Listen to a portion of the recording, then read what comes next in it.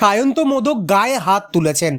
অভিনেত্রী দেবচন্দ্রিমা সিংহ রায়ের এই অভিযোগের পর তোলপাড় শুরু হয়েছিল টলিপাড়ায়। যদিও আপাতত সে সমস্ত থিতিয়ে পড়েছে। বেশ কিছুদিন আগেই নিজের শহর কলকাতায় ফিরেছেন অভিনেত্রী দেবচন্দ্রিমা।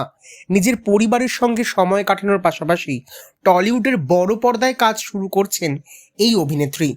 এর আগেও যদিও বড় পর্দায় কাজ করেছেন দেবচন্দ্রিমা। বুমেরাং ছবিতে সৌরভ দাসের সঙ্গে জুটি বাঁধতে দেখা গিয়েছে তাকে। আবার কিসমিস ছবিতেও একটি বিশেষ চরিত্রে অভিনয় করেছিলেন দেবচন্দ্রিমা। এবার আবার তাকে বড় পর্দায় দেখা যাবে। শোনা যাচ্ছে একটি বাংলা ছবিতে বেশ গুরুত্বপূর্ণ চরিত্রে অভিনয় করবেন দেবচন্দ্রিমা। টলিউডের জনপ্রিয় তারকাদের সঙ্গে স্ক্রিন শেয়ার করতে চলেছেন তিনি। 23শে মার্চ থেকে শুরু হবে শুটিং। কলকাতা এবং উত্তরবঙ্গের বিভিন্ন এলাকা জুড়ে চলবে শুটিং। তবে কোন ছবি বা পরিচালক কে তা এখনও জানা যায়নি।